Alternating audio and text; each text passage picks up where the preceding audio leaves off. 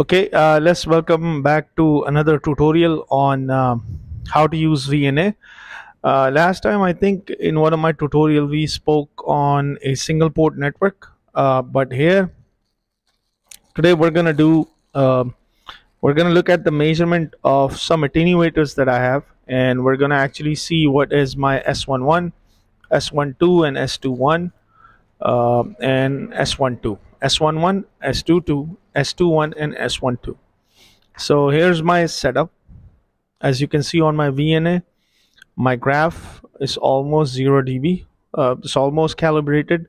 You can see some spikes here and there, but most of it, S11 of my graph is like this. And here's my setup. So both of these ports, they are open right now.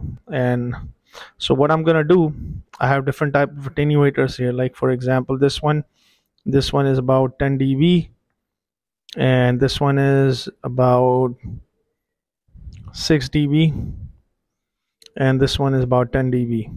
And these attenuator has one port is SMA male, on the other hand it has another port SMA female, as you can see. So what we're gonna do, we're gonna connect them to my VNA, and once I connect them to my VNA, we're gonna actually see what is the output and how can I visualize this. As you can see on my SMA port, which is connected to my VNA, that is female, male. So I'm going to use an adapter which I have here. This adapter is actually SMA female to female on both of these sides. So I'm just going to simply plug it in on one side. So this is plug in onto the one side of the adapter, and on the other hand I'm gonna just simply screw this on the other hand like this.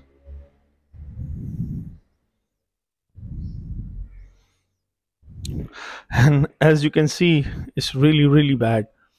Okay, so I'm gonna use this. So this is just to make a connection. So on the other hand, so right now I have connected this, and I'm gonna plug in my attenuator. The first attenuator that I'm gonna choose is actually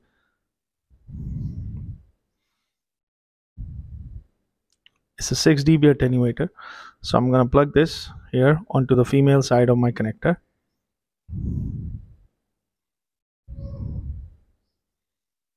And on the other hand, I'm gonna connect this, because this is female and this is male. So I'm gonna connect it here.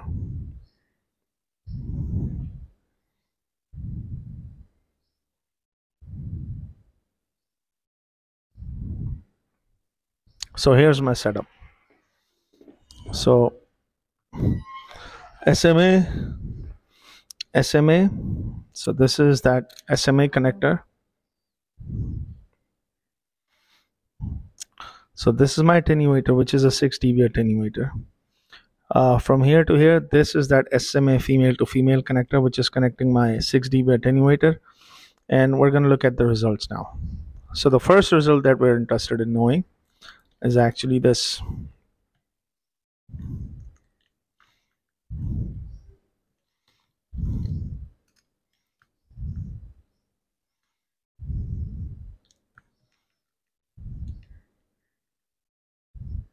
So it's S11. So S11, when I look at it in terms of port, this is port 1, this is port 1, this is port 2. As you can see the description here as well, this is port 1, this is port 2. So S11, as you know my tutorial, S11 is actually from port 1 to port 1. Okay, so as you can see, this attenuator is working quite nicely in terms of reflection coefficient. Why? Because if I were to put a marker there, so let's put a marker, and let's call marker 1. Okay, marker 1 at 4.25, I'm getting -24, -25 dB. And as long as S11, the rule of thumb, in my last video I explained, if it's less than negative 10 dB is good. Anything less than 10 dB is good, which means less than 10% of the power which is being reflected back, which means my matching is quite good.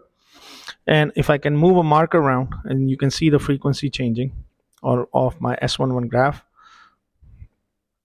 So anywhere if I go along this axis, I'm getting less than negative 10 dB, so which is good.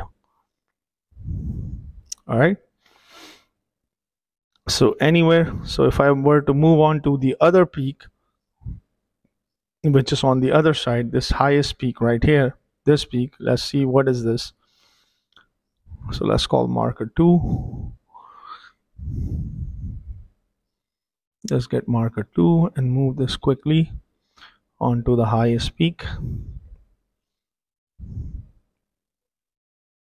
Even at frequency at 5.9 gigahertz, I'm getting negative 15 dB, which means S11 is very, very good. Okay, so now let's look at other thing. If you were to look at my setup, which is right here, this is an attenuator, which means it's a passive device, regardless of, it's not an active device, first of all. Second is this, regardless of however I connect it. If I connect this on this side, doesn't matter. So S11 and S22 is going to be the same. So let's look at the measurements for S22. So this was S11, as you can see it right here. This is S11. All right, when I look at S22,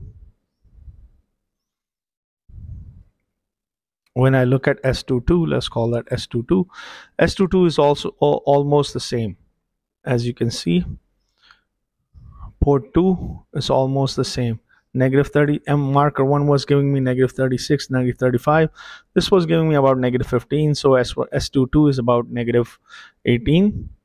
And so this is, we're looking at S22. So let's look at S12. S12 is going to be S22. How are you going to read it?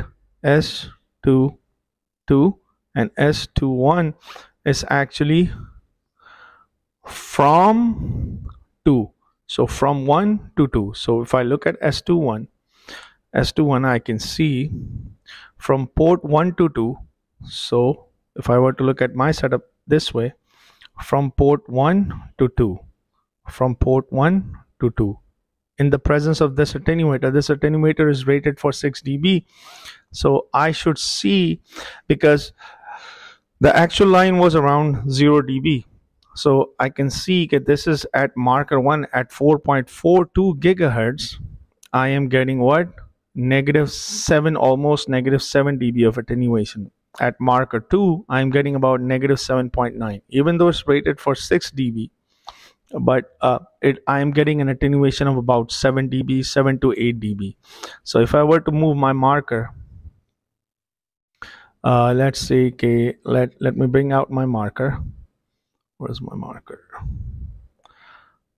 If I were to move my marker on, so if I'm moving towards the lowest frequency side, so at 3.2 gigahertz, I am getting negative 6, and it actually continues at negative 6, negative 6.5, and as I am moving my marker from S21, so I'm getting approximately, so at marker 1 is right here, and you can see it's around negative 6. So it's mean my attenuator is working good. I'm getting about negative 6 dB at 697 megahertz and all the way up to 8.5 gigahertz. So let's bring out another marker, and let's move marker 3 on this side. At this point where you can see that dip, this dip right here, I'm getting at about 6.49 gigahertz, and you're getting an attenuation of negative 8 dB. This is how much attenuation that I'm getting. So it's mean that at different frequencies, this attenuator is operating good. In some frequencies, it's giving me lower attenuation, difference of about negative 1 dB, but most of the time you're getting about negative 6 dB, which means my attenuator is working quite nicely. So I hope you like this small tutorial on how to check your attenuators using VNA. And S21 and S12, they are similar because this is a symmetric network. So if I were to change my measurement to S12, I would get exactly the same thing. Now it has changed to S12. So I can also look at all S parameters, and this is my S12 and this is my S11 in a form of a Smith chart. I'll explain this in a little bit later. But so I hope you like this small tutorial on attenuators and how to actually check them. So don't forget to subscribe to my channel, and if you have any questions, leave it in the comment section.